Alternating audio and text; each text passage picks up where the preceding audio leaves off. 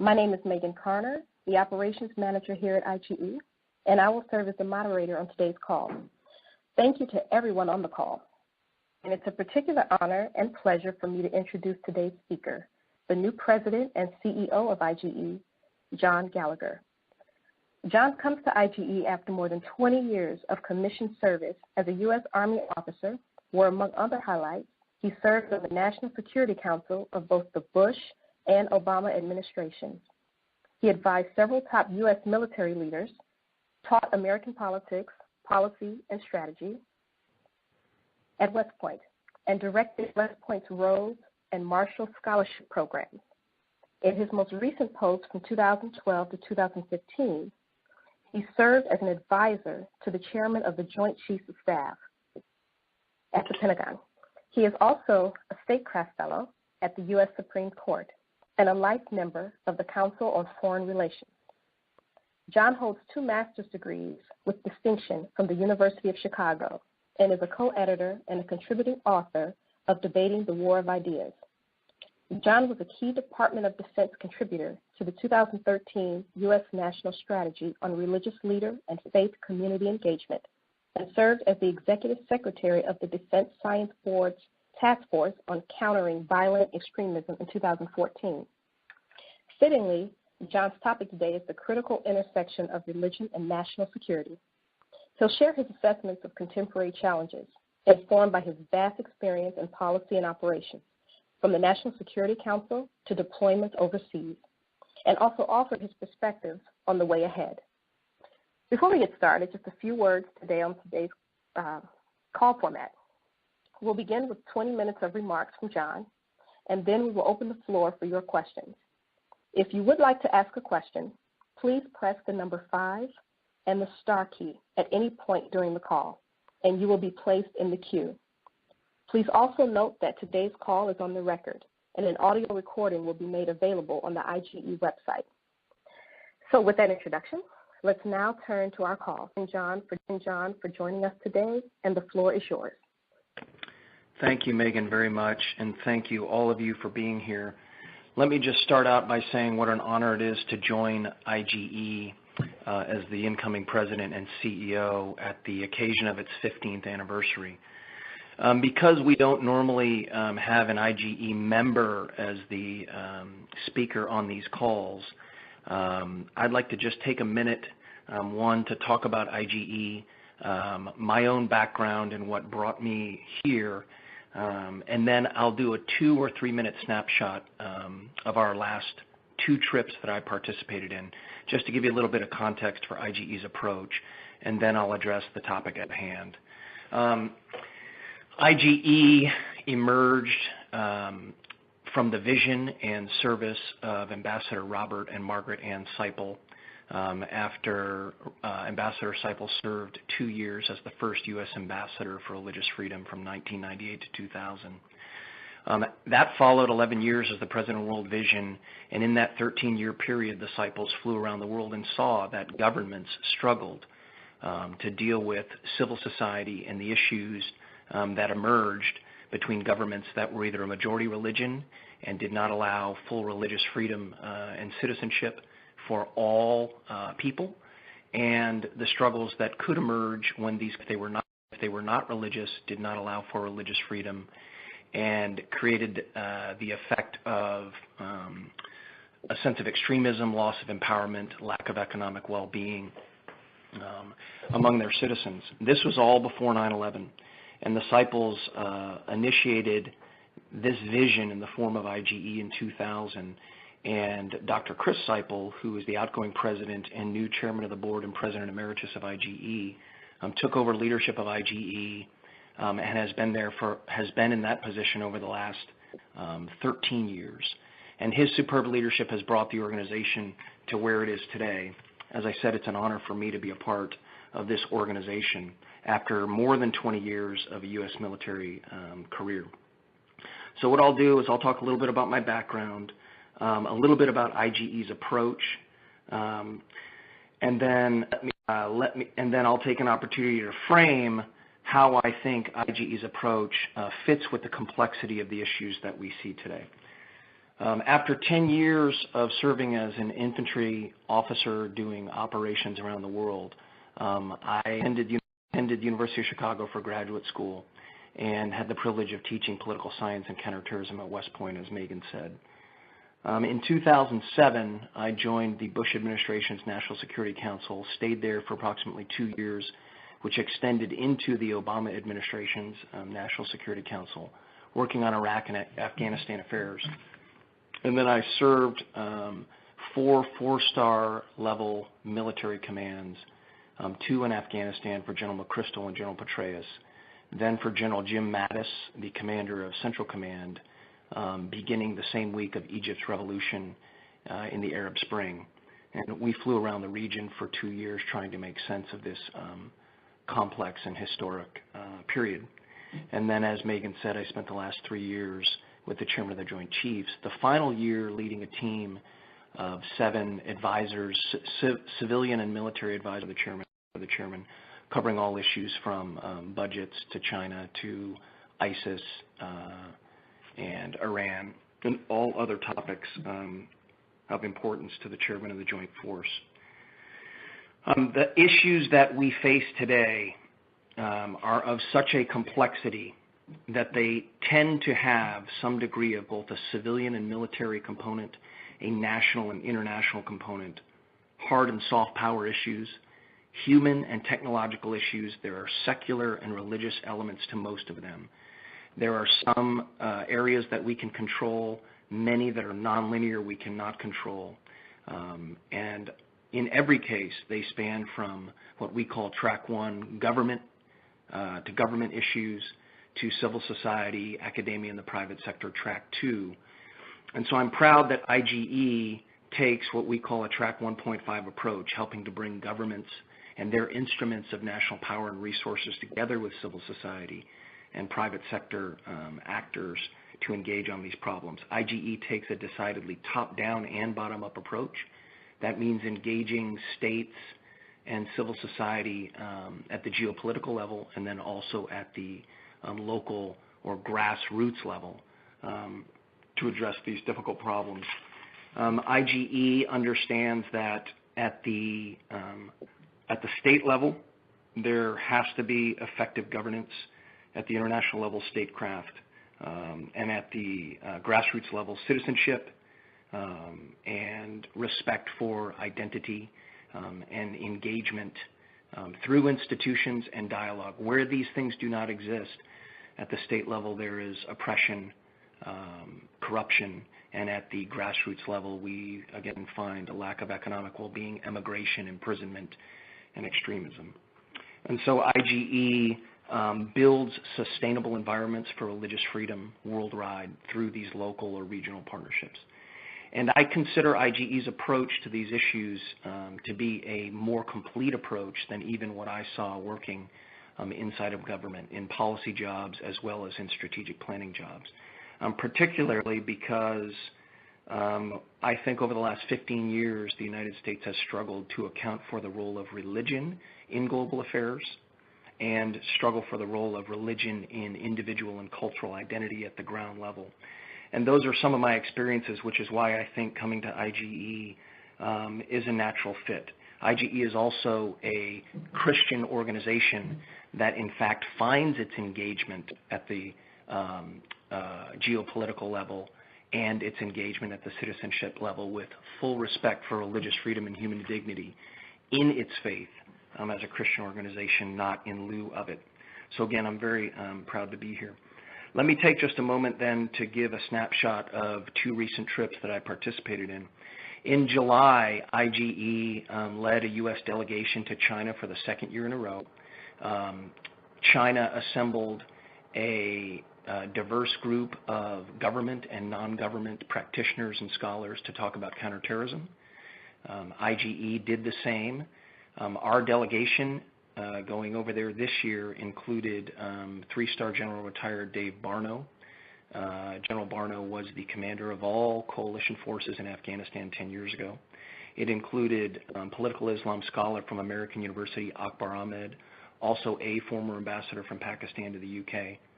It included retired Congressman Jeff Davis, State Department official in the Office of Religion and Global Affairs, Al Matney, Suhail Khan, a Muslim integration expert for the Bush administration after 9/11, myself, Chris Seipel, and others.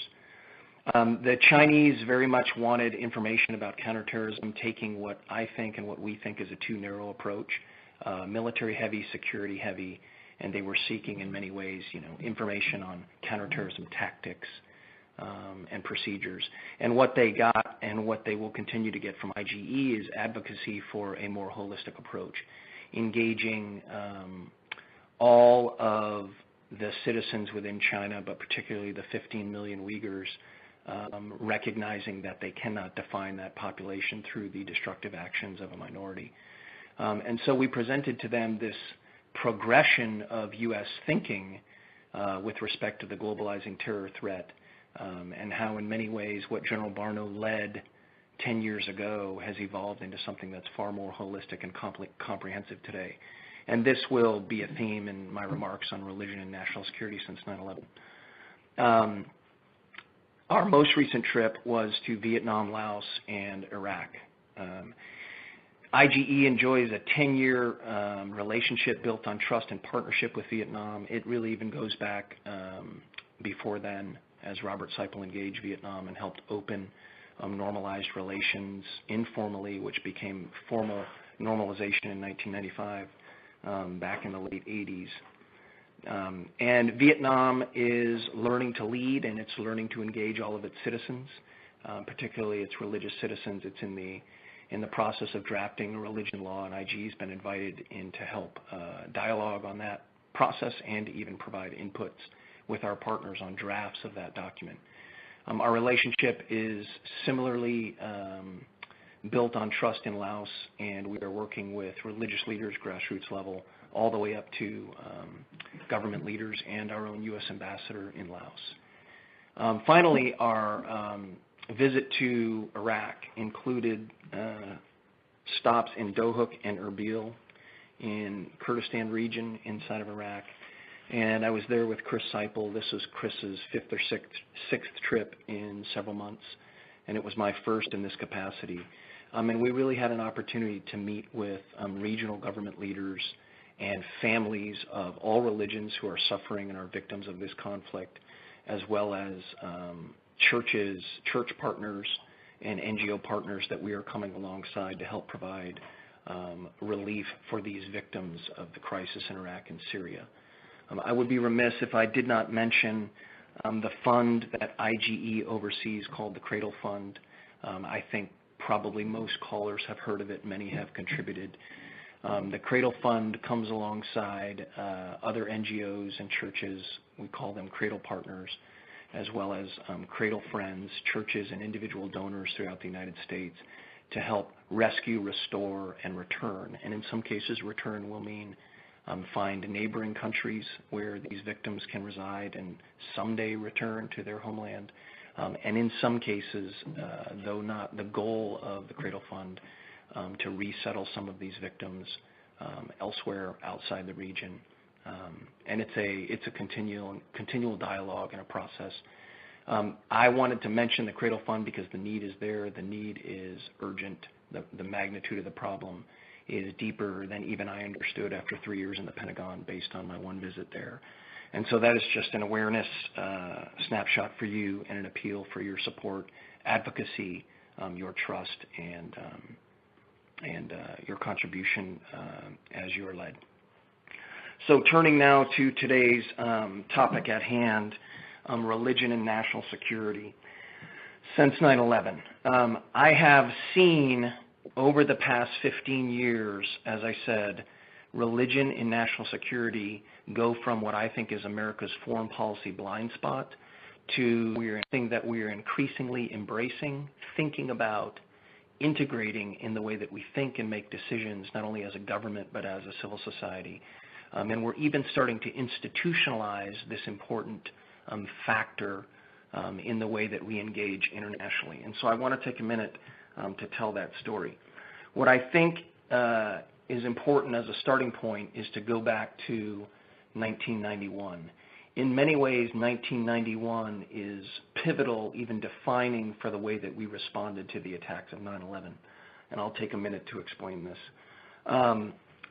As the Berlin Wall fell and the Cold War ended, the United States nevertheless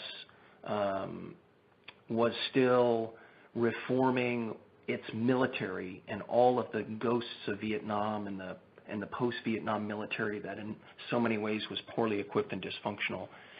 And what happened in the 1991 Gulf War in many ways made America feel like America again. And it began a period of triumphalism during the 90s that saw us lead on the conflict in Bosnia and saw us play a leading role in resolving violence in Kosovo. And during this period, I was serving in and around both of these regions at the time, and there was a distinct sense that the most complex form of warfare was what we did in 1991 in the Gulf War, and that a disciplined military could adjust for these so-called lesser form enforcement or peace engagement, as we saw in Bosnia and Kosovo.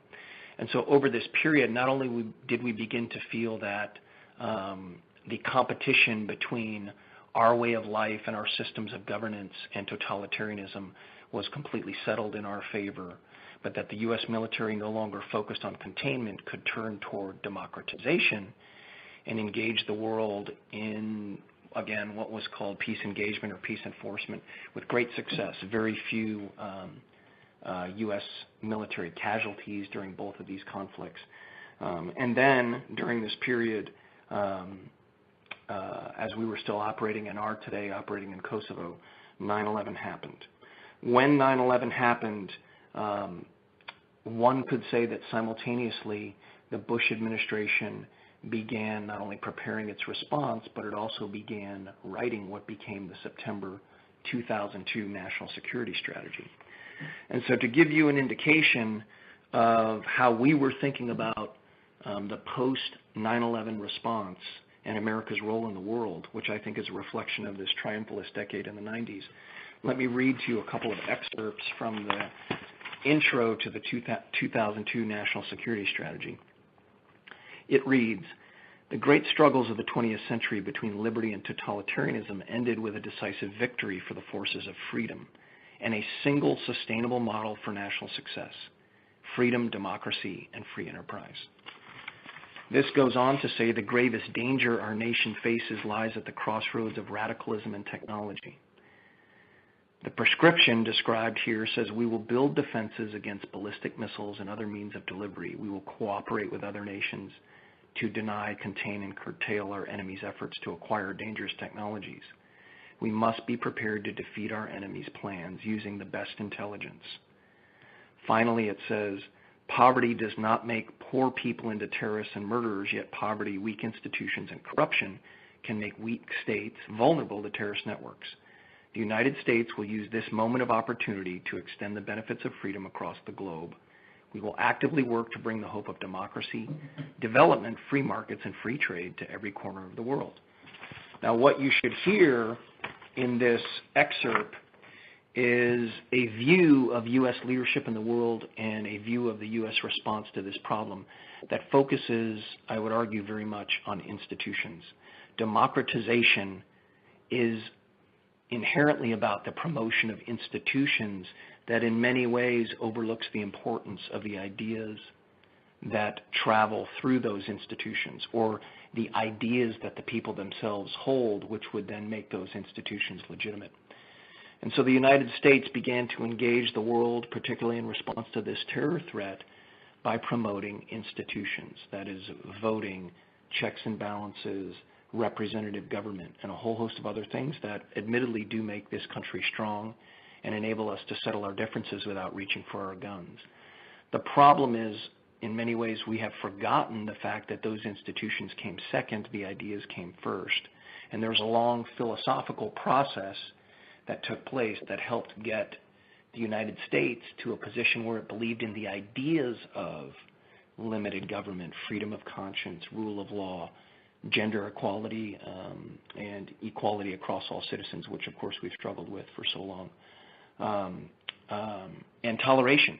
And I taught a course at West Point where the first section of it was Plato to NATO, and we would trace the philosophical lineage of these ideas which comprise America's democratization foreign policy over so many decades.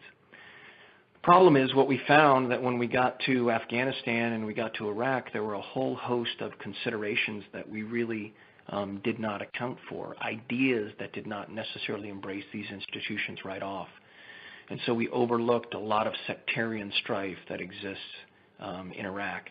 We overlooked the way that Afghans would view our presence and our efforts on the ground. If I may just tell one personal story that extends into 2010 and illustrates, I think, the importance of legitimacy often defined in a religious context in these cultures. We were working with government leaders and provincial leaders to promote the parliamentary elections of 2010. And in working with these leaders and the people that they represented, we said this is a great moment for Afghanistan because the people who have the right to decide who governs them will be able to vote and choose representatives who will then make laws that are responsive to the people's needs and set Afghanistan on a trajectory out of 30 years of conflict to a more stable future. And we are partnering with you in this effort, and we encourage you to take full advantage of this election. And through interpreters, the Afghans said back to us, well, we understand that we are under threat if we embrace this election, and the Taliban have said that, in fact, this election is an illegitimate sort of Western construct and those who participate can be killed. We reemphasized our approach to the elections, and the Afghan leaders, provincial leaders, came back to us and said, it sounds like you're saying that you're here to shift sovereignty from God to the people. You want us to elect representatives to be men to act as lords over other men and to create man-made laws that will replace God's laws. And we don't want any part in this.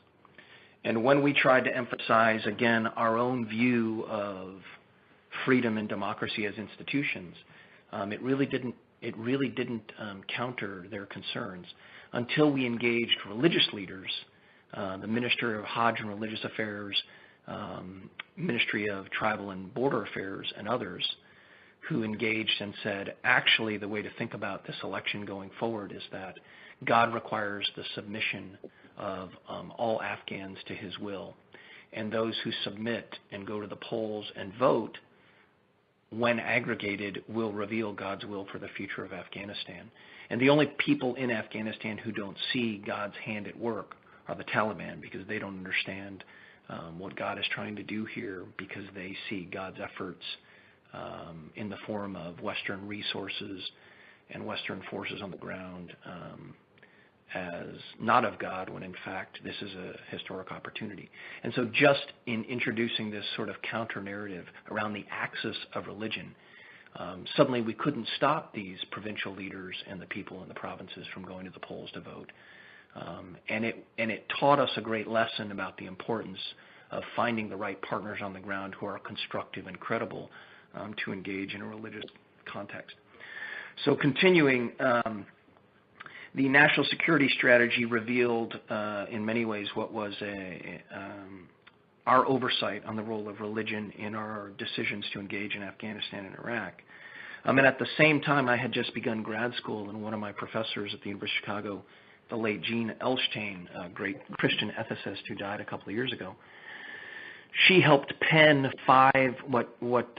60 signatories from the United States referred to as 5 fundamental truths, titled What We're Fighting For, A Letter from America, which at the time I didn't fully understand why these needed to be the building blocks of our response and our understanding of this conflict. But I began to sort of learn and contrast these ideas with the institution-focused ideas in the National Security Strategy from 2002. Jean Elshtain and other prominent signatories write, "We affirm 5 fundamental truths that pertain to all people without distinction. All human beings are born free and equal in dignity and rights.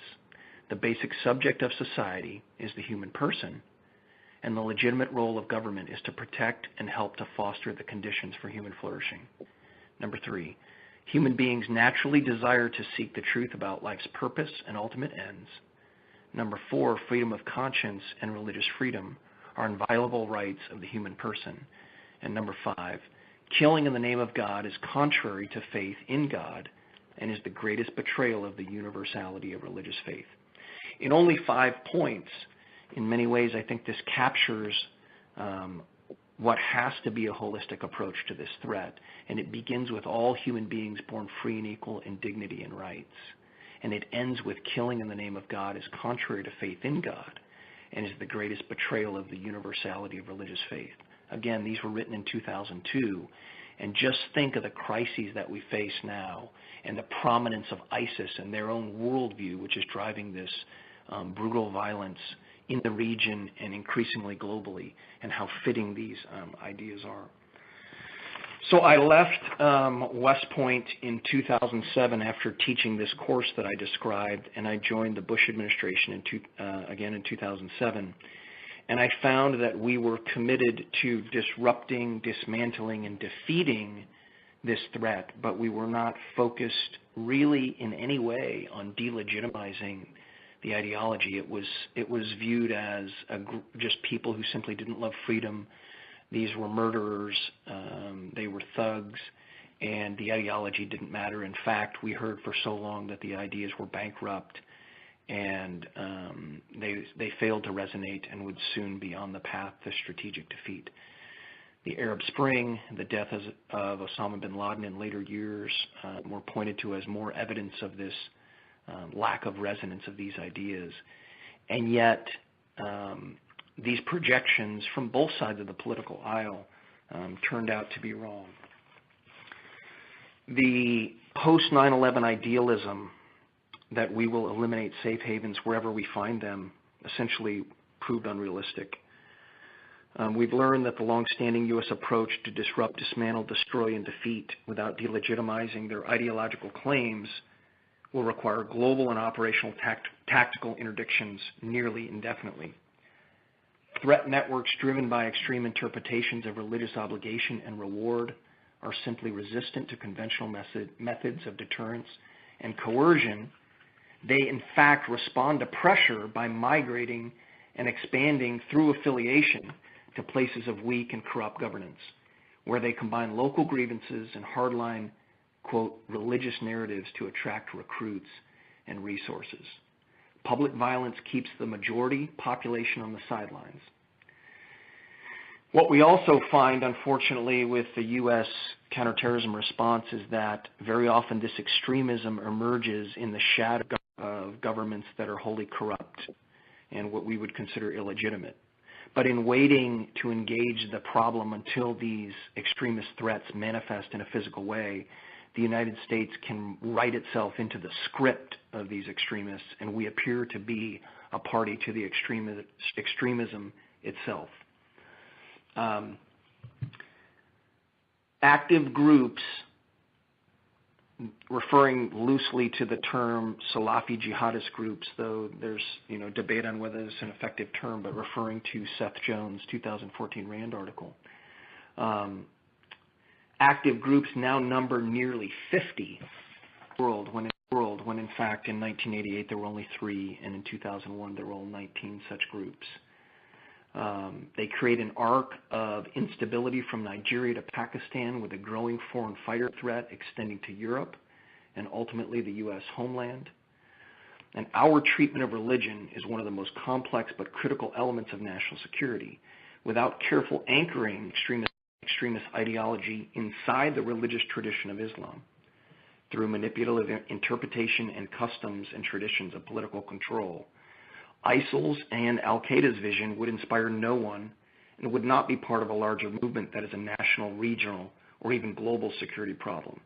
It would have no legitimacy nor project any obligation on recruits to fight, kill, or die. Of course, recognizing an Islamic nature of the threat, and what Graham Wood's article in The Atlantic, the controversy surrounding that, invoking the sense of a religious basis without claiming religious authenticity. Recognizing the Islamic nature of the threat can jeopardize U.S. and international relationships, the vast majority of the Muslim world, for lack of a better term. This is why we've steered away from the religious aspect of the conflict for so long, trusting security and development efforts would be enough. Now we realize we have to find ways to address the religious basis strategically through credible state and non-state partners to counter a destructive minority which operates almost entirely in a religious context. Determining how to effectively address this aspect of the problem while staying consistent with our values as a nation represents an important new dimension to U.S. leadership and power in the world.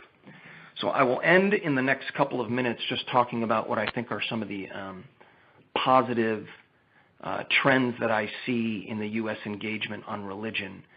And it represents a really movement not only in a good direction, but a significant change to what I saw even in 2007 when I entered into policy positions with the Bush administration.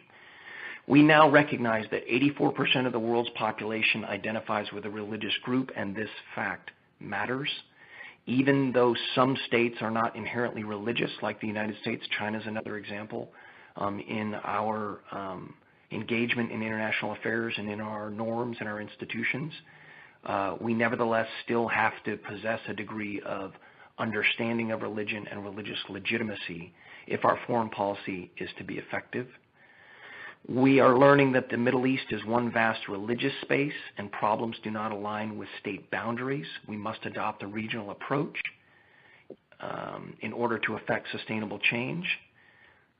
I argue that the fault line within Islam between Sunni and Shia is less important than the divide between constructive and destructive actors within this religious tradition, those promoting extremism versus those seeking civic peace.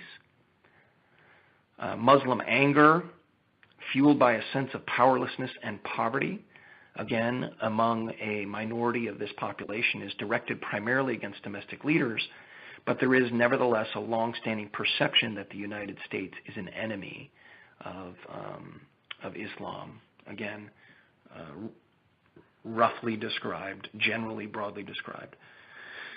As our good friend Akbar Ahmed advocates so convincingly, there is much common ground between foundational American values, respect, human rights, rule of law, and Islam. Building on these commonalities and countering extremism requires sustained engagement in a religious context and speaking with a religious vocabulary. We can preempt extremist leaders and movements who use religion in harmful ways. This is IGE's phrase, defeating the worst of religion with the best of faith. Doing so requires robustly enabling credible centers of influence capable of delegitimizing extremist ideas and violence. Integrating religion into U.S. security objectives requires a Track 1.5 approach. Routine engagement between U.S. decision makers and religious leaders and scholars can build a common operating picture across not only the U.S. government, but across U.S. civil society and governments and civil society worldwide, yielding tangible benefits in unstable environments and conflict zones. Lastly, if you'll allow me to just read one quotation from an email I wrote out of some frustration in the NSC. It says, if we do not get serious about countering the religious component of this conflict, if we do not get serious about engaging the religious component of this conflict, the so-called global war on terror could devolve into a global struggle of operational and tactical interdictions for generations. Regardless of whether we're successful in Iraq and Afghanistan, a networked enemy that is inspired by a violent Islamist worldview and rampant sectarianism will not stop fighting nor lack places from which to prep and stage attacks against the United States and its allies. Imagine a kind of whack-a-mole at the nation-state and associated regions level. Finally, the longer we wait to make this a central consideration in our efforts, the longer history will judge us to have been stuck in a period struggling to understand the character of this conflict. I wrote that email in September 2008. I will end with some good news, and that is, as many of you on the call know, as of July 2013, the United States has had its first ever national strategy on religious leader and faith community engagement. We have the sitting ambassador at large for religious freedom, David Saperstein, Sean Casey is an advisor to Secretary of State John Kerry and oversees an office called Religion and Global Affairs in the State Department that has grown in the last year from 2 people to 30 people. The White House had a Countering Violent Extremism Summit in February. It has given birth to regional summits all around the world. And many of you heard President Obama speak in September 2014, calling on all nations in the shadow of the James Foley beheading to identify concrete steps to counter this extremist ideology, stating that we cannot all get inside of a religious tradition and attempt to reform it. That's not our role, but we certainly can enable and come alongside those people, those constructive and credible voices within the religious tradition who are seeking to overwhelm and neutralize the destructive voices of a violent minority. And those of you who followed the UN General Assembly this year and the sessions related to ISIS and violent extremism, there is great hope and very good intentions on making religion something that people inherently consider when they consider civil society to geopolitics, very much like economics. We don't say this is a niche issue. We don't say economics are a variable we can simply control for. It permeates all the buckets, as Chris Seipel often says. And I think this is the next phase of our understanding of religion and global affairs and religion as inherent to the identity of a vast majority of the citizens of the world. So I'll stop there. I've gone long. I chose a broad topic and a lot of areas to cover, but I hope that you'll ask your toughest questions, and I'm also prepared to talk a little bit about our counter-ISIL strategy, which I saw formed from the Pentagon, and some of the criticisms on where we stand now, if that's of interest to you. Thank you very much. All right. Thank you, John. Thank you so much. You've given us a lot to chew on and a lot to think through. And I'm sure our callers are eager to engage with you further on these issues. So we will now open the lines for questions from our audience. As a reminder to our audience members, if you would like to ask a question and you are not already in the queue, please press 5 and the star key. When it is your turn to ask your question, our call administrator today, Lindsay Kuntz, will announce your name and unmute your line so that you may ask it. Your line will then be placed back on mute immediately following the asking of a question. Please note that if you are in the queue and for any reason you decide no longer to ask your question, just press 5 and the star key again, and your name will be erased from the queue. Finally, for the sake of other callers, ask that when you're called upon, please immediately ask your question rather than providing your own commentary. So without further ado, Lindsay, our first question. Great. Thanks so much, Megan, and thank you as well, John, for your insightful comments. Our first question today is going to come from Pastor Eric Wester. Pastor Wester, your line has been unmuted, so please go ahead and list your affiliation and then ask your question. Thank you. My name is Eric Wester, and I'm an assistant to the presiding bishop of the Lutheran Church, the ELCA, here in the U.S., and a retired Army chaplain. Thanks so much, John, for your presentation today. My question is this, and it's in general regarding IGE. Do you have experience with, or do you envision collaboration by IGE with interfaith organizations? I'm thinking of the World Council of Churches or the National Conference of Christians and Jews, or networks like those who assemble in the Parliament of the world's religions. Thank you. Chaplain Wester, great to hear your voice again, and thank you so much for your question. Yes, in fact, IGE, one of IGE's strengths in my eyes is that it subscribes to a 3NP approach, nonprofit, nonpartisan, and also non-proselytizing. It, as I said, is quite proud of its Christian identity, but it also recognizes that all people are created in God's image, deserving of respect and human dignity, and again, the mission statement, IGE builds sustainable environments for religious freedom worldwide through local partnerships. that inherently includes dialogue with not only other faith organizations, but organizations that are themselves multi-faith. And there's no better time or no more important time than now to do this, because what we see happening in the world is the greatest displacement of religious communities since World War II. And the Cradle Fund's approach very deliberately is to reach out to all victims of all faiths and none on the ground in Iraq and Syria and elsewhere to provide support. Again, I said rescue, restore, return. Well, the restore even includes rescue. Not only means helping save them from their most dire of circumstances and get through the winter that's coming up, or pay rent, or get medical care that they need, but restore includes something like the trauma workshop that I attended in Erbil, where victims and victim advocates who themselves have suffered and have stepped forward to be mentors and counselors participate in such a workshop. And this approach, healing the trauma, rescuing, restoring, and returning, applies to the Yazidi families who have suffered so much, the Christian families who are suffering and fleeing as well, the Christian churches and the other churches, synagogues, mosques in the region who are seeking to stand strong for their followers, as well as the Muslim populations themselves who have suffered the most at the hands of ISIS. So I look forward to reconnecting with you, Eric, perhaps after the call, to talk a little bit more about specific organizations that you have in mind.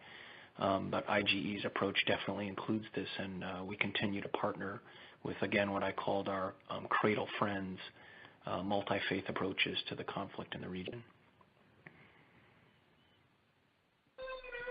Great. Thank you, John, and thank you, Eric, for that question. Our next question comes from Lauren Homer. Lauren, your line has been unmuted, so go ahead and list your affiliation and ask your question, please. Hi, Jen. It's Lauren Homer from Law and Liberty Trust. First, I'm so glad that you've taken this position.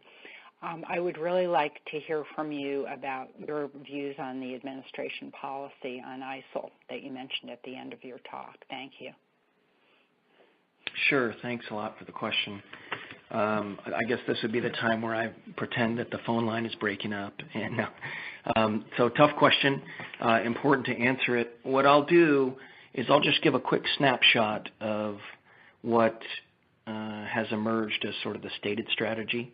Although I worked in the Pentagon and this was developed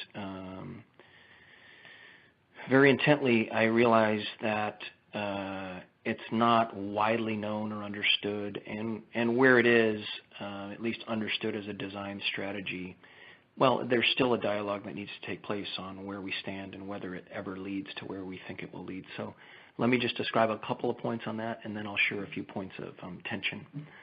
The strategy seeks to degrade and achieve a degree of dismantle of ISIL in 36 months. Iraqis and Syrians must own this fight, and the region must also own it as the conflict expands beyond the current territory. The U.S. strategy must recognize the trans-regional nature of the threat. It must apply, balance, and synchronize the 9 lines of effort.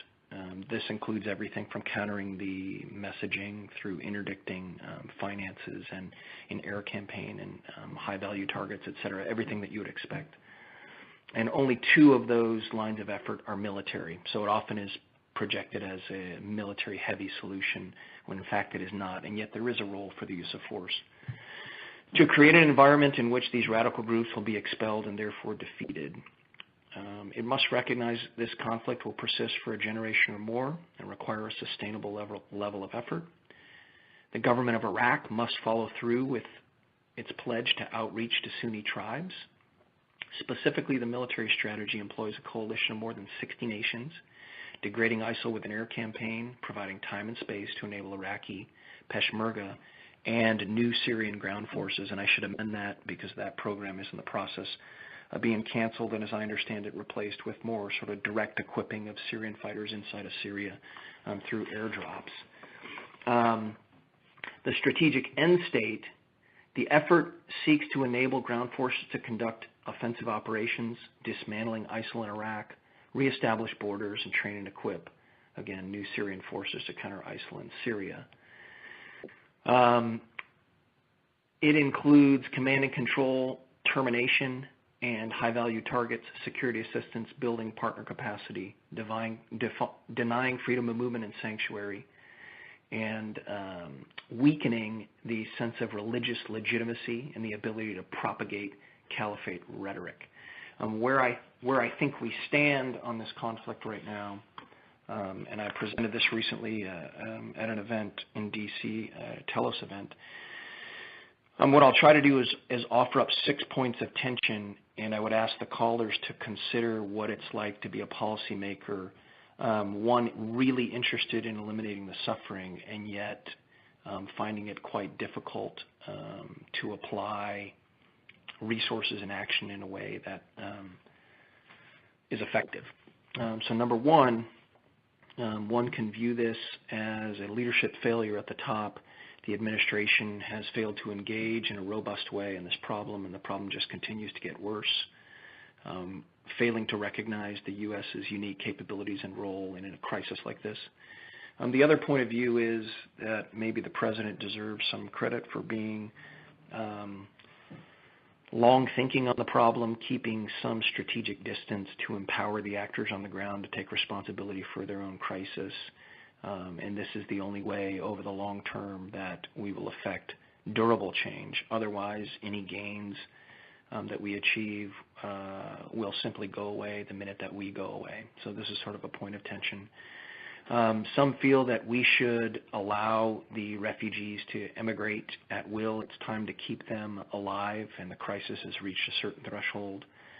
IGE and the Cradle Fund takes the approach that though this must happen, this will happen on some level, it is important not to give ISIS the victory that it seeks in religiously cleansing the region, but instead to recognize the value of keeping diverse and multi-faith communities in this region, so-called cradle of Christianity, hence the name of the Cradle Fund, though again, we focus on all believers in the region.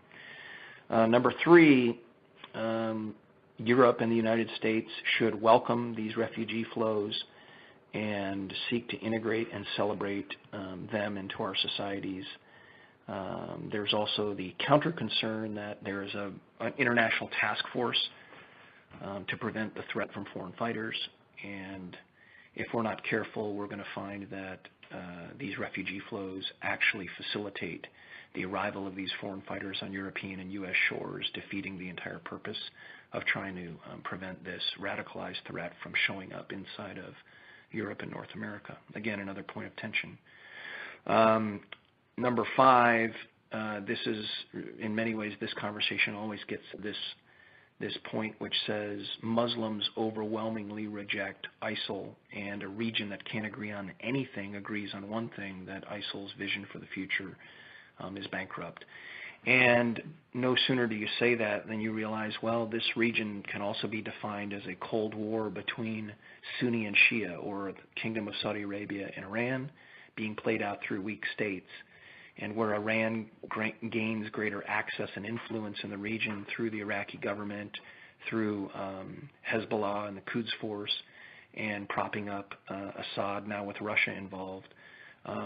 Saudi Arabia and other states, although they don't like ISIL, they may see ISIL as a Sunni buffer to Iranian malign influence and not be as committed as our strategy hopes they will be to eradicating this threat.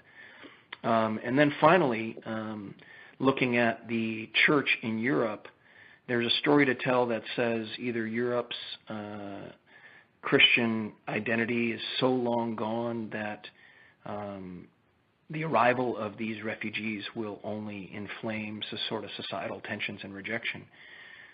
Or the other view is they will bring with them testimonies of what intolerant strains of political Islam do to society, and in fact serve as a warning against any undercurrents in Europe toward this political ideology, and cause Europeans to take a second look at their own faith and we may find that there's a bit of a faith revival in Europe as a result of this. So I list these sort of 5 points of tension simply to say this is a complex issue, and I don't believe it's one that we solve with heavy U.S. footprint on the ground, and nevertheless the suffering of the victims of this conflict is so acute that it goes back to my comments in the beginning. These problems are so complex with a religious, secular, human, technological, international, domestic component to all of them that there's simply no way to move ahead that doesn't bring together a track 1.5 approach, governments and civil society, religious leaders, private sector actors in a multinational way to include peacemaking to the list of poverty, eradication, and the environment, if you will. I heard someone speak on this and say, we're very accepting of the environment and poverty eradication as issues that all people should think about and contribute to in their lifetimes, but we don't necessarily include peacemaking on that list. I think this is the time where we have to globally. Governments can't get it done on their own. Civil society certainly can't get it done on their own. And I feel like IGE is at least sitting in that nexus. There are a lot of organizations that seek to engage that nexus. I think IGE does it well. And so I'll leave the answer there, but open to follow-up questions on the complex topic.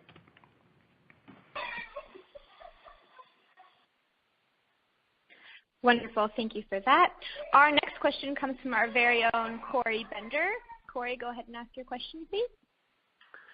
Hey, John. I was wondering, the response to Islamism you described reminds me a lot of our response to communism in the early 20th century, which is basically legitimize it by chalking it up to poverty and totalitarian governments. And as a result of that analysis, we ended up with nation-building conflicts like Vietnam. But a lot of people were reluctant to take it seriously as an ideology on its own terms. To me, this almost seems like a foreshadowing of the war on terror. So I'm wondering if you agree with this take, and if there is a cultural systemic reason why Americans think this way. And Corey, if I may just get clarification because you broke up a little bit. I heard you say you see parallels between our approach to the ideology of communism and Islamism now, and then you said something about Vietnam. Can you repeat that?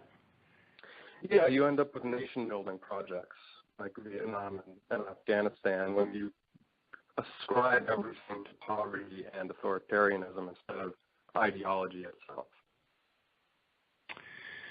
Yeah, okay, so I understand the question. In some ways I'm arguing what I think is the intent of your question, which is this is an incomplete approach. We have too often seen, if you will, the species of mankind around the world as, kind of tongue-in-cheek homo economicus, where this is an actor that engages in rational choice and prefers civic peace, security, and quality of life to everything. And in fact, we've found that this is inherently not true. There are cultures and societies all around the world who have a view of what is a just society, certain moral norms, the way that society is ordered, oftentimes informed by religion, that they would prefer struggle to achieve rather than some illegitimate form of security or civic peace. They are not going to be won over through the inducements of a paved road or an improvement in access to health care. This doesn't mean that all of these things materially and institutionally are not important to people. They absolutely are, but it is not so simple as to say we'll engage other societies. Democratization, in some ways is synonymous, in conflict areas can be synonymous with nation building, and it just, the issues are too complex, and it just simply doesn't lead to these sort of durable outcomes. So whereas against communism, I think in some ways, not to minimize the multi-decade Cold War, but from an ideological standpoint, we had it easy. Each, capitalism and liberalism in the United States and communism, each had its own view of what is a just society and leads to human flourishing, and each believed that theirs was right and should clash and seek to spread and cover the world, if you will.